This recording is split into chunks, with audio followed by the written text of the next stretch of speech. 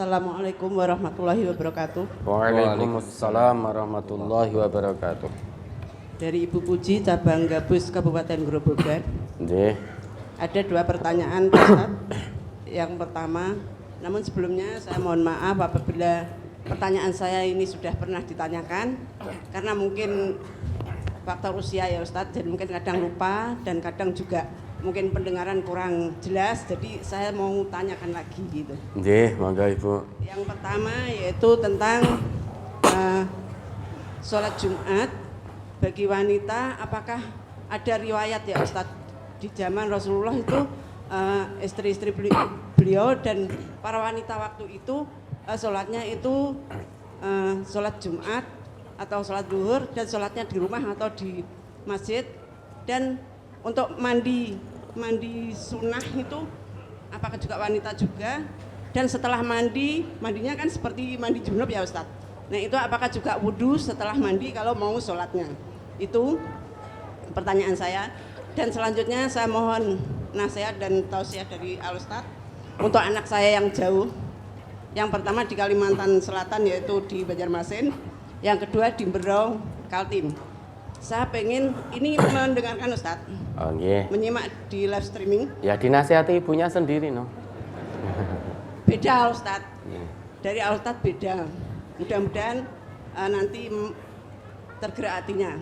Yang di Banjarmasin saya sudah pernah ke sana dan sudah saya ajak waktu itu pas ke sana jadwal kajian, sudah setelahnya ikut ngaji, setelahnya juga mau hadir. Namun sekarang ini sudah nggak aktif lagi karena alasannya katanya sibuk kerja.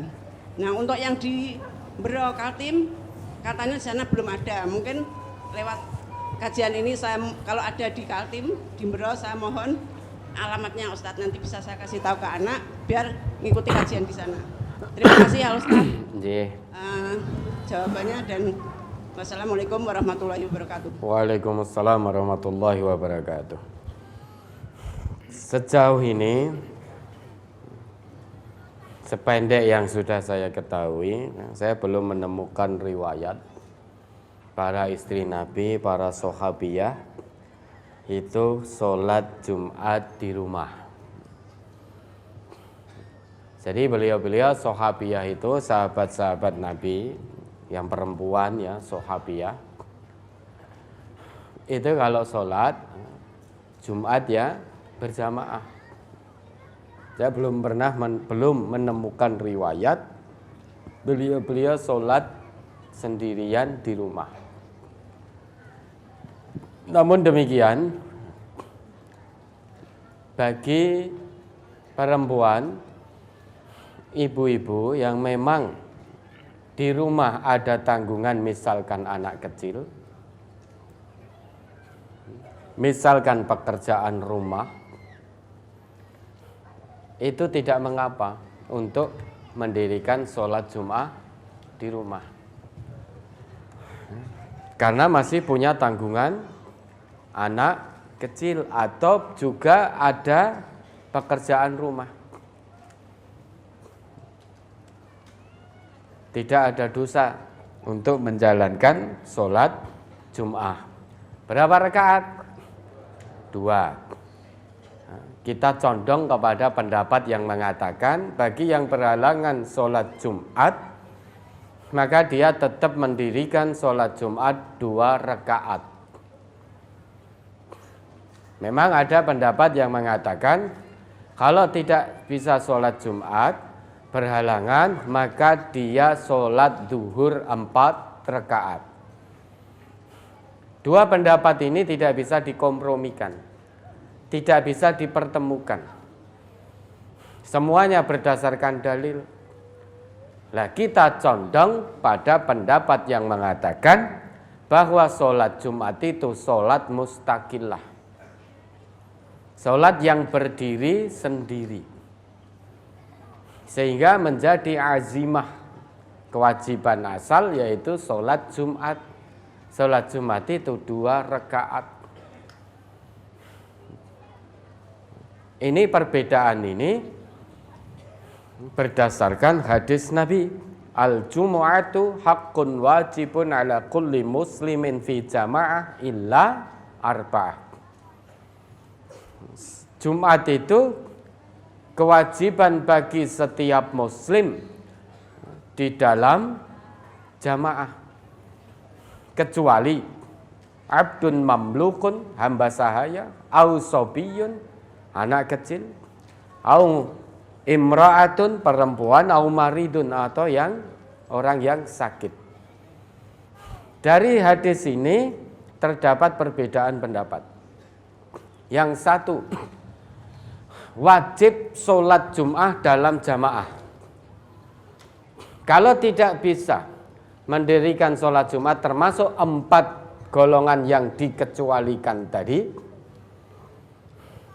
karena tidak bisa mendatangi sholat Jumat dalam jamaah, maka dia sholat duhur 4 rakaat sebagai ganti dari sholat Jumat.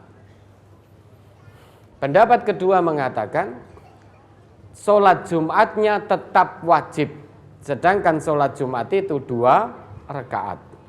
Yang tidak wajib bagi 4 golongan tadi adalah pengerjaannya dalam jamaah.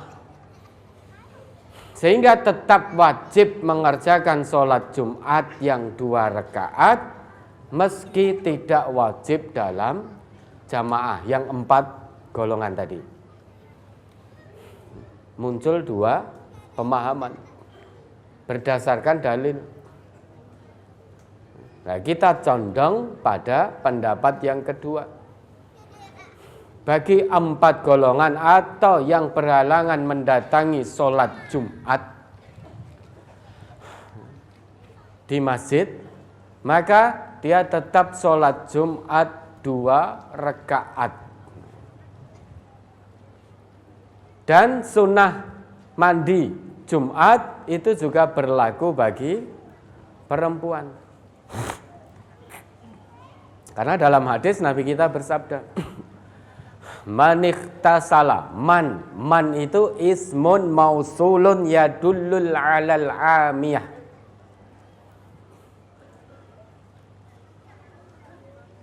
Kata sambung yang menunjuk makna umum. Sehingga man di situ bisa laki, bisa perempuan, bisa tua, bisa muda. Manikhtasala yaumal jumu'ati ghuslal jamaah dan seterusnya itu. Berarti sunnah mandi Jumat juga berlaku bagi perempuan. Mandinya mandi janabat, seperti mandi janabat. Kalau memang ibu mandi Jumat seperti mandi janabat persis, dalam arti diawali juga dengan wudhu, selama belum berhadas kecil sesudah selesai mandi, maka tidak perlu wudhu lagi. Karena tadi sudah diawali dengan wudhu. Diawali dengan wudhu, sesudah wudhu itu kok tidak berhadas kecil, maka tidak perlu wudhu lagi. Nah, itu pertanyaan yang pertama. Kemudian yang kedua untuk putra-putranya. Hidup ini amanah dari Allah. Amanah dari Allah ini harus kita pahami dengan baik. Orang yang tidak paham tujuan hidup dari Allah, maka dia akan tersesat di dunia ini. Akan jauh dari petunjuk Allah. Allah tetapkan tujuan manusia diciptakan adalah untuk beribadah. Wa ma khalaqtul jinna wal insa illa liya'budun. Ini tujuan manusia hidup di dunia. Agar manusia itu beribadah kepada Allah, menghambakan diri sepenuhnya kepada Allah. Untuk bisa beribadah yang benar kepada Allah, maka Allah turunkan pedomannya, yaitu Al-Quran.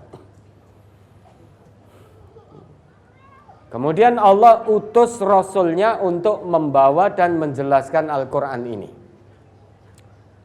Maka Al-Quran Allah turunkan dengan penuh berkah.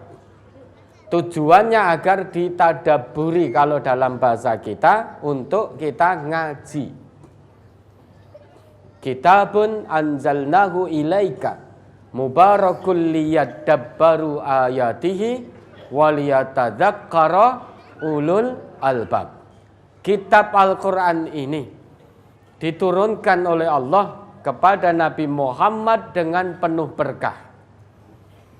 Untuk apa? Liyadabbaru ayatihi. Agar manusia itu mentadaburi ayat-ayatnya. Ngaji ayat-ayatnya. Ngaji bukan hanya dibaca saja, tapi dibaca, dipahami sak maknane, untuk kemudian diamalkan dalam kehidupan sehari-hari. Ini namanya tadabbur Quran secara sumul. Yang bisa tadabbur Quran secara sumul, yang bisa ngaji ikhlas lillahi ta'ala tenan, itu hanya hamba Allah yang berakal sehat. Kalau ada hamba Allah, meski secara lahir akalnya masih waras, masih tahu mana yang benar, mana yang batil, namun yang batil dia langgar, dia kerjakan, yang hak dia tinggalkan, orang ini hakikatnya akalnya sudah tidak waras, meski tidak sedang berada di rumah sakit jiwa. Ulul albab itu orang yang betul-betul bisa mengikuti, hak itu diikuti, yang batil betul-betul ditinggalkan. Itu ulul albab. Dan ulul albab itu orang yang betul-betul mau ngaji Al-Quran. Coba diingat itu Az-Zumar ayat 18. Itu ulul albab, orang yang berakal sehat, orang yang mau ngaji. Surat Az-Zumar surat ke-39 ayat 18. Alladzina yastami'una al-qawla fayattabi'una ahsana ulaika alladzina hadahumullahu wa ulaika hum ulul albab. Yang mendengarkan perkataan lalu mengikuti apa yang paling baik di antaranya, mereka itulah orang-orang yang telah diberi Allah petunjuk, dan mereka itulah orang-orang yang mempunyai akal. Ya dah. Alladzina yastami'unal qaula, yaitu orang-orang yang senantiasa mendengarkan perkataan. Semua perkataan dia dengarkan, tetapi yang diikuti hanya satu, fayattabi'una ahsanah. Yang diikuti adalah perkataan yang paling baik. Tidak ada perkataan yang lebih baik daripada perkataan ini. Apa perkataan yang paling baik? Yaitu Al-Quran. Wa man ahsanu qawlan mimman da'a ilallah wa amila salihan wa qala innani minal muslimin. Maka dia mendengarkan banyak perkataan, masuk telinga kanan, keluar telinga kiri. Namun yang dia ikuti hanya satu, yaitu yang ahsan, yang paling baik. Perkataan yang paling baik adalah Al-Quran, dalam arti ngaji. Karena dengan ngaji itulah dia akan paham bagaimana cara menghambakan diri yang betul kepada Allah. Karena dengan ngaji itulah dia akan paham bagaimana tuntunan Rasulullah agar kita bisa menghambakan diri kepada Allah dengan baik dan benar. Itulah orang-orang yang mendapatkan petunjuk dari Allah, menjalani amanah kehidupan dari Allah ini dengan petunjuk Allah, sehingga tahu betul caranya beribadah, sehingga paham betul tujuan hidupnya di dunia, yaitu beribadah kepada Allah. Maka semua kegiatan yang dilakukan, semua ucapan yang dia ucapkan, kalau dia paham tujuan hidupnya di dunia ini, paham tujuan penciptaannya, maka harus ada nilai ibadahnya. Orang yang berbuat, yang berucap tidak ada nilai ibadahnya, maka dia telah keluar dari tujuan penciptaannya. Sekalipun tidak sedang di rumah sakit jiwa, dia masih tahu yang hak mana, yang batil mana. Namun yang batil, karena mengikuti hawa nafsu, dia ikuti, dia langgar terus yang batil. Dia menipu, memfitnah, berbohong, korupsi, membunuh, berzina, dan lain sebagainya. Mabuk-mabukan, itu tahu itu satu kebatilan. Judi, itu tahu itu kebatilan. Larangan Allah, larangan Rasulullah. Namun terus dia ikuti hawa nafsunya, hakikatnya di sisi Allah, orang ini sudah keluar dari tujuan penciptaannya. Sebetulnya sudah tidak waras orang ini. Karena yang batil dikerjakan, yang hak malah ditinggalkan. Nah, untuk bisa menundukkan hawa nafsu, tidak ada jalan lain kecuali ngaji. Dengan ngaji kita akan paham aturan agama. Tidak pernah ada ceritanya Bapak Ibu, tanpa ngaji Al-Quran, tanpa ngaji tuntunan Rasulullah, orang kok bisa menjadi baik. Tidak pernah ada ceritanya. Baik buruknya seseorang sangat bergantung sejauh mana dia mengikuti warisan Rasulullah ini, yaitu Quran dan Sunnah. Tanpa itu kita akan tersesat dalam menjalani kehidupan dunia yang serba menipu dan sementara ini. Maka Allah tegaskan, fala taghurrannakumul hayatud dunya wala yaghurrannakum billahil ghurur. Jangan tertipu dengan gemerlapnya dunia. Jangan tertipu oleh setan yang pandai menipu, menggelincirkanmu dari jalan Allah. Kalau dikatakan tidak sempat ngaji karena kerja, selamanya juga tidak akan pernah ngaji. Karena Allah tidak turun tangan, Allah tidak cawe-cawe, Allah tidak atur dirinya. Kalau ingin ngaji, maka harus meluangkan waktu betul. Jangan menunggu waktu luang. Kalau kita menunggu waktu luang, berarti kita tidak butuh kepada ngaji. Seolah-olah Allah yang butuh kita. Konek waktuku longgar tak ngaji. Ini seolah-olah Quran Islam butuh pada kita. Sehingga Qurannya diminta menunggu sampai longgarnya kita. Untuk kemudian kita kaji, kita tadaburi. Sombong orang yang seperti ini. Celaka dunia, celaka akhirat. Kita ini makhluk yang sangat lemah. Tidak punya daya dan upaya tanpa Allah. Allah wajibkan kita untuk ngaji Quran, untuk ngaji sunnah, kemudian dipahami, terapkan dalam kehidupan sehari-hari. Itu akan membawa kita selamat dunia, selamat akhirat. Tidak tertipu dengan kehidupan dunia. Akan mendapatkan kebahagiaan yang hakiki di sisi Allah kelak. Maka luangkan waktu dengan penuh keikhlasan, yakin betul kepada Allah. Kalau saya alasannya kerja sehingga tidak bisa ngaji, orang lain pun juga bekerja, semuanya bekerja. Tapi kenapa fulan kok bisa ngaji istiqomah, padahal sama-sama bekerja? Kok saya tidak bisa? Setiap kali mau ngaji kok ada saja pekerjaan. Harus muhasabah. Setiap mau melakukan kebaikan kok mesti dimudahkan oleh Allah untuk mendapatkan kesulitan. Ada tugas lagi.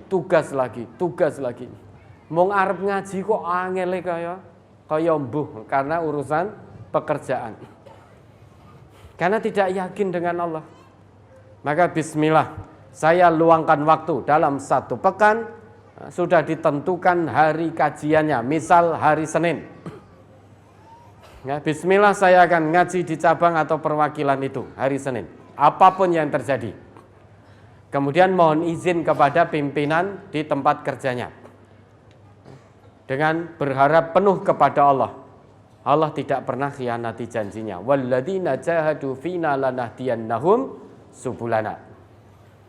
Al-Ankabut ayat 64 itu. Dan orang-orang yang betul-betul berjihad, berjuang, bersungguh-sungguh mencari keridhaan kami, yaitu keridhaan Allah, lanahdiyannahum subulana. Pasti sungguh akan kami tunjukkan kepada mereka jalan-jalan kami, yaitu jalan-jalan keluarnya. Lanahdiyannahum, Allah gunakan dua huruf penguat agar hambanya semakin yakin dengan janji Allah. Lamul qasam, lam litaukid, lamut taukid, lam yang berfungsi untuk menguatkan. Lanahdiyannahum, lam di situ fungsinya untuk menguatkan. Apa yang dikuatkan? Janji Allah, untuk menguatkan janji Allah. Kemudian di situ nunut taukid, lanahdiyannahum, nun yang ada syiddahnya di atasnya itu adalah nunut taukid, nun yang berfungsi untuk menguatkan. Apa yang dikuatkan di situ? Janji Allah. Sehingga Allah gunakan dua huruf penguat untuk menguatkan janjinya. Padahal tanpa huruf penguat pun kalau Allah sudah berjanji pasti terlaksana. Allah tidak pernah mengingkari janjinya.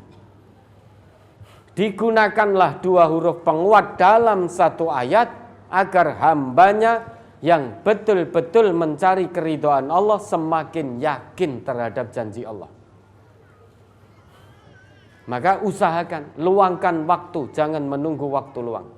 Mohon izin pada atasan di tempat pekerjaan. Hakul yakin, kalau itu dilakukan ikhlas karena Allah, pasti akan diizinkan. Pasti akan dapat jalan keluar dari Allah, sehingga bisa istiqomah ngaji, paham Quran, paham tuntunan Rasulullah, kemudian diamalkan dalam kehidupan sehari-hari, sehingga betul-betul pengakuan imannya tidak hanya di lisan, namun betul-betul dibuktikan dengan perbuatan sehari-hari. Dengan demikian dia memahami dengan baik dan benar tujuan dari penciptaan Allah atas dirinya, yaitu untuk beribadah kepada Allah. Maka otomatis orang-orang yang seperti ini akan mendapatkan apa yang sudah Allah dan Rasul janjikan. Kebahagiaan, keselamatan, kesuksesan dunia dan juga akhirat. Meski ayat-ayat sudah sampai, meski hadis-hadis sudah sampai, nasihat terus diperdengarkan. Jika kita nutup hati kita rapat-rapat, Allah tetap tidak akan rubah keadaan kita. Yang bisa merubah keadaan kita, diri kita sendiri. Innallaha la yughayyiru ma biqaumin hatta yughayyiru ma bi anfusihim. Allah tidak akan pernah mengubah keadaan satu kaum.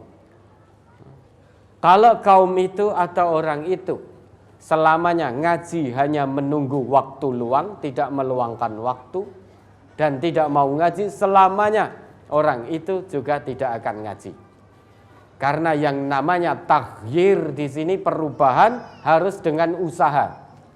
Tidak bisa ujuk-ujuk teko berubah, ngerti-ngerti semangat ngaji tanpa ada usaha dari dalam diri. Tidak mungkin. Harus dilawan keinginan hawa nafsu yang memang menghalangi kita untuk malas-malasan.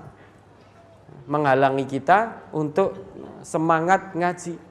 Setan itu selalu ngajak kita untuk malas. Kenapa? Biar kita tidak paham Al-Quran, biar kita tidak paham tuntunan Rasul. Karena nanti kalau paham apa yang menjadi warisan Rasulullah, setane wedi, setannya takut orang itu akan taat pada Allah, taat pada Rasul, sehingga setan gak punya teman di neraka. Maka takut terus dihembuskan was-was seperti itu, menghalangi manusia jangan sampai dekat-dekat dengan petunjuk Al-Quran. Karena kalau sampai dekat, maka dia akan kehilangan teman. Nah, semuanya kembali pada diri kita masing-masing. Pengen dikonco setan atau menjadi musuh yang nyata bagi setan. Al-amru mufawwad ilaikum, karena kita tidak bisa merubah. Nabi saja tidak bisa merubah. Berapa banyak dulu yang ngaji bersama Nabi, Abdullah bin Ubay bin Salul, Al-Jud bin Qais dan lain sebagainya. Guru ngajinya langsung Rasulullah. Tapi apa yang terjadi? Mereka paham aturan itu, aturan agama. Namun hatinya tertutup rapat, terkunci rapat sehingga tidak mengamalkan apa yang dipahami. Pada akhirnya menjadi gembong munafik. Padahal guru ngajinya langsung Rasulullah.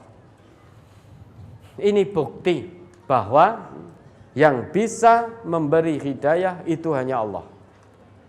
Namun kewajiban kita hanya menyampaikan nasihat. Wa ma'ala rasulina illal balaghul mubin.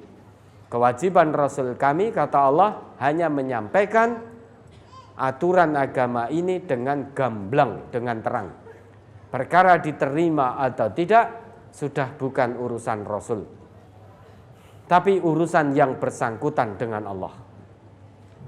Ya, mudah-mudahan terus dinasehati ibu putra-putranya untuk menomorsatukan Allah, untuk menomorsatukan akhirat, untuk mengutamakan akhirat. Karena akhirat itu kampung halaman kita yang abadi. Kalau kita mengutamakan dunia, menomorsatukan dunia, pasti kita akan tertipu. Kenapa? Karena dunia ini pasti akan kita tinggalkan, cepat atau lambat. Sedangkan akhirat itu yang abadi. Maka jangan mengutamakan dunia, rugi sudah. Khasirat dunya wal akhirah, rugi dunia, rugi akhirat. Terus nasihati putra-putranya. Selain itu terus doakan pada Allah, mohonkan kepada Allah agar hidayah Allah, kebenaran agama Allah ini betul-betul bisa masuk ke dalam hati putra ibu, sehingga betul-betul membuka hatinya untuk menerima kebenaran agama Allah ini dan menjadi komitmen dalam kehidupan sehari-hari sampai nanti dia tinggalkan dunia yang fana ini. Mudah-mudahan Allah meridhoi.